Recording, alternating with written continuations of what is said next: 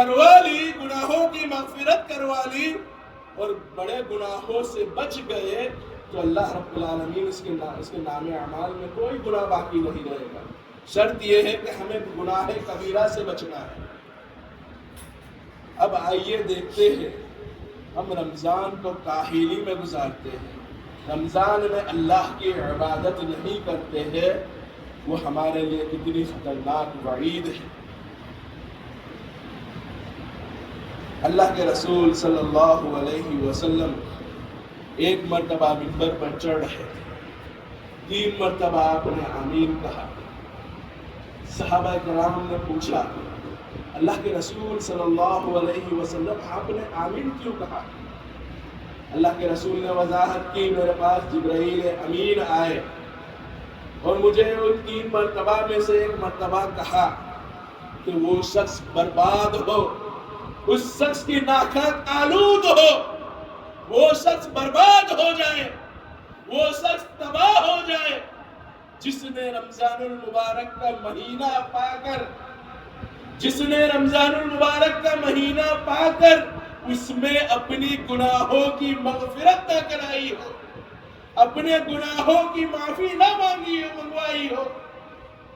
تو جبرائیل امین نے کہا ایسا شخص برباد ہو جائے، ایسا شخص تباہ ہو جائے۔ اللہ کے رسول صلی اللہ علیہ وسلم نے آمین کہا۔ افسوس کا مقام ہے میرے بھائیوں کہ ایسے شخص کے لیے فرشتے بد دعا کر رہے ہیں، اللہ کے رسول صلی اللہ علیہ وسلم اس پر آمین کہہ رہے ہیں۔ جس شخص کے لیے فرشتہ اور اللہ کے رسول بد دعا کرے، کیا وہ بد دعا سے بچا لیا جائے گا؟ میرے بھائیوں، اگر رمضان المبارک کے مہینے میں روزوں کا اہتمام نہیں کر رہے ہیں، قرآن کی تلاوت نہیں کر رہے ہیں، اپنے گناہوں کی معافی نہیں منگوا رہے ہیں، اپنے گناہوں کی مغفرت نہیں کروا رہے ہیں، اگر رمضان المبارک کے مہینے کے بعد کاروبار میں برکت نہیں ہو رہی ہے، تجارت میں برکت نہیں ہو رہی ہے، گھروں میں چین و سکون نہیں ہے، گھروں سے چین و سکون چلا گیا ہے، تو سمجھ لیجئے فرشتوں کی بد دعا کا نتیجہ ہے۔ سمجھ لیجئے ہم نے رمضان میں عبادتیں نہیں کی، ہم نے رمضان میں روزوں کا اہتمام نہیں کیا، ہم نے رمضان میں اپنے گناہوں کی مغفرت نہیں کی، اس کے سبب ہمارے لیے جو فرشتوں نے بد دعا کی یہ اسی کا رزلٹ ہے۔ اگر اپنی دنیا بھی بہترین بنانا چاہتے ہیں، اپنی آخرت بھی بہترین بنانا چاہتے ہیں، تو شرط ہے کہ رمضان المبارک کا مہینہ پا کر اللہ کی عبادت میں اپنے آپ کو لگا لو۔ رزق کا مالک اللہ ہے۔ اگر آپ سوچ رہے ہیں ہم رمضان المبارک میں اپنے آپ کو بیزی کر لیں گے تو ہمارا کاروبار نہیں ہوگا، میرے بھائیوں رزق کی کنجی بھی اللہ رب العالمین کے پاس بھی ہے، وہ ایسی جگہ سے رزق دے گا آپ تصور نہیں کر سکتے، آپ سوچ نہیں سکتے۔ اسی طرح اس مہینے کی تیسری فضیلت یہ ہے کہ رمضان المبارک کے مہینے کے اندر ہر رات بہت سارے جہنمیوں کو جہنم سے اللہ رب العالمین آزاد کرتا ہے۔ اتنی بڑی فضیلت ہے۔ کیوں؟ رمضان المبارک کے مہینے میں ہی اللہ رب العالمین جہنمیوں کا آزاد کیوں کر رہا ہے؟ تاکہ جو بندہ عبادت میں کاہلی کر رہا ہے، اپنے گناہوں کی معافی نہیں منگوا رہا ہے، اپنے گناہوں کی مغفرت نہیں کرا رہا ہے، تو اس جہنم سے آزاد ہونے والے معاملات کو دیکھتے ہوئے وہ اپنے آپ کو عبادت میں لگا لے اور اپنے گناہوں کی مغفرت کرا لے، اس کے اندر عبادت کا ذوق پیدا ہو جائے اور وہ بھی اپنے آپ کو عبادت میں مگن کرا لے۔ یعنی اس سے بندے کے اندر عبادت کا ذوق پیدا ہوتا ہے اور اپنے آپ کو جہنم سے بچانے کا راستہ اس کے لیے نکلتا ہے۔ اسی لیے اللہ رب العالمین بہت سارے بندوں کو رمضان میں جہنم سے آزاد کر دیتا ہے۔ اسی طرح اس مہینے کی چوتھی فضیلت یہ ہے کہ اگر کوئی شخص رمضان المبارک کے مہینے میں روزوں کا اہتمام کرتا ہے تو اللہ کے رسول صلی اللہ علیہ وسلم نے جنت کی بشارت دی ہے۔ ایک شخص اللہ کے رسول صلی اللہ علیہ وسلم کے پاس آتا ہے اور پوچھتا ہے اذا صلیت صلوات المکتوبہ وصمت رمضان واحللت الحلال وحرمت الحرام ما يزد به شيئا أدخل الجنة؟ قال نعم۔ اللہ کے رسول صلی اللہ علیہ وسلم کے پاس ایک صحابی آتے ہیں، سوال کرتے ہیں اگر میں صرف فرض نماز ہی پڑھوں اور رمضان المبارک کے مہینے کے روزے ہی رکھوں اور حلال اور حرام میں تمیز کروں، اس سے زیادہ کچھ نہیں کروں گا، کیا میں جنت میں داخل ہو جاؤں گا؟ اللہ کے رسول صلی اللہ علیہ وسلم نے کہا ہاں جنت میں داخل ہو جاؤ گا۔ میرے بھائیوں، اللہ کے رسول صلی اللہ علیہ وسلم نے کتنا آسان راستہ بتایا۔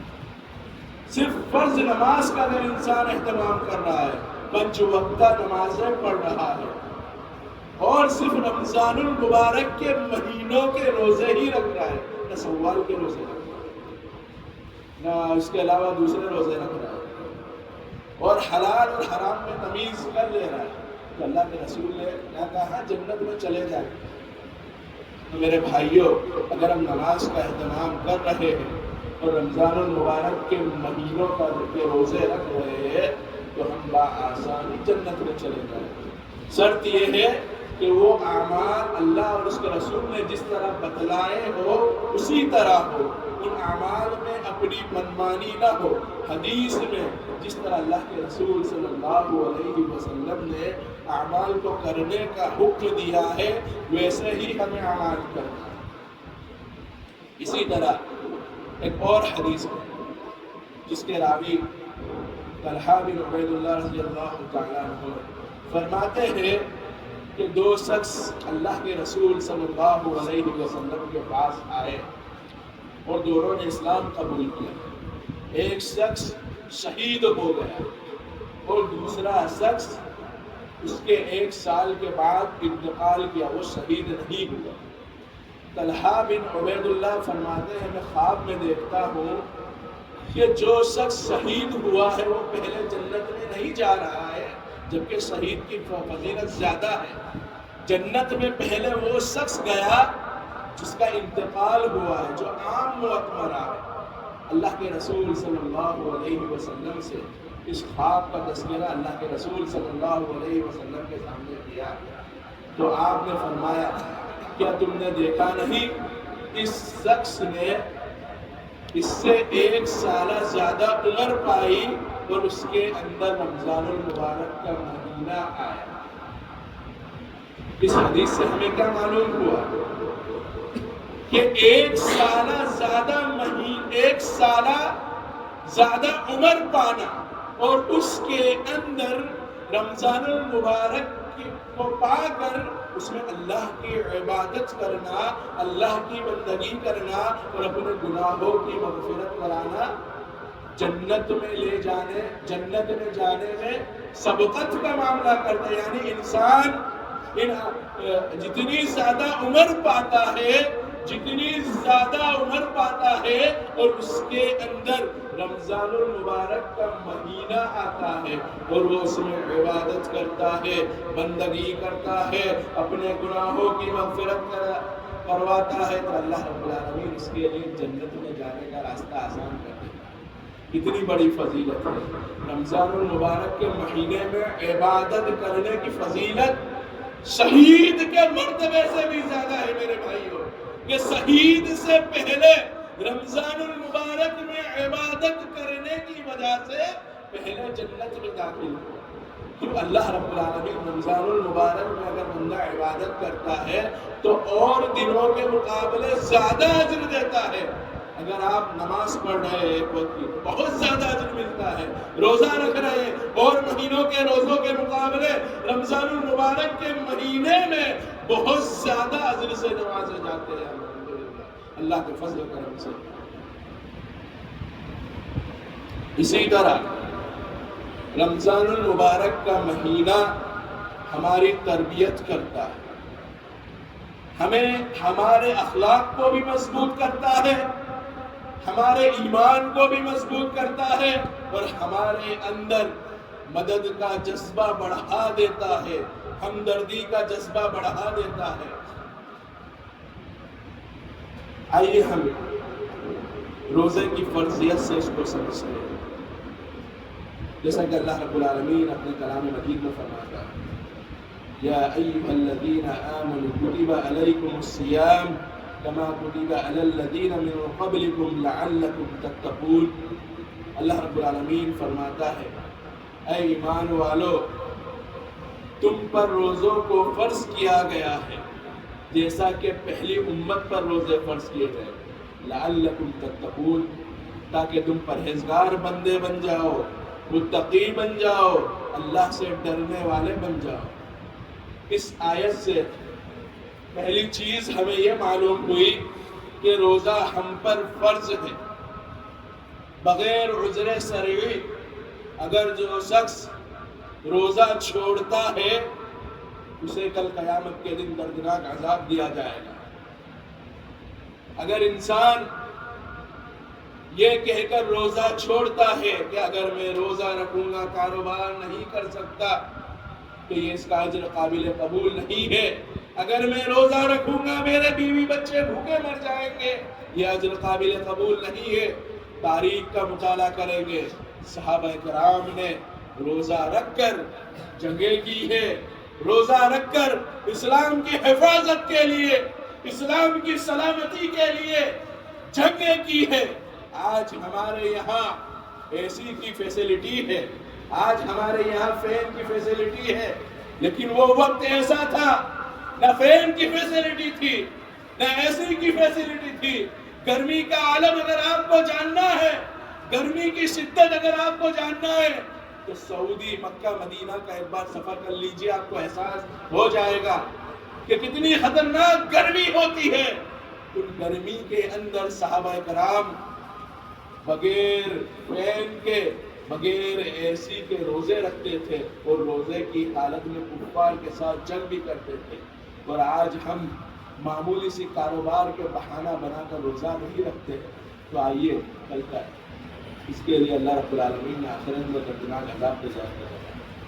حدیث سے سمجھتے ہیں، اللہ کے رسول فرماتے ہیں، مجھے معراج ہوئی، میں کیا دیکھتا ہوں، ایک شخص جسے الٹا لٹکا دیا ہے، بکرے کو ذبح کرنے کے بعد کس طرح الٹا لٹکا دیا جاتا ہے ویسے ہی الٹا لٹکا دیا گیا ہے، اس کی باچھیں کاٹ دی گئی ہے۔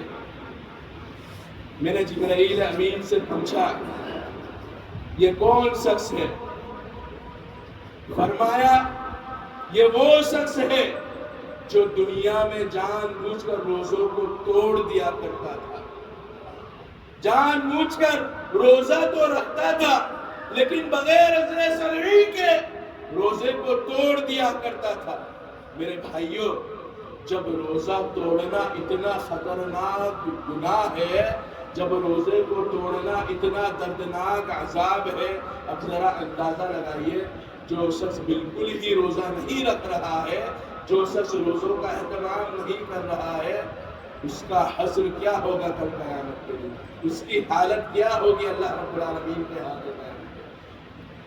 اگر انسان سفر کی حالت میں ہے تو اس وقت اسلام نے اجازت دی ہے تو وہ اس وقت روزے نہ رکھ کر دوسرے دنوں میں اس کی قضا کرے گا، لیکن اس وقت بھی روزہ نہیں چھوڑے گا۔ اسی طرح انسان بیمار ہے تو اس وقت تو اللہ رب العالمین نے اس کو چھوٹ دی ہے، لیکن دوسرے دنوں میں اس کی قضا کرے گا۔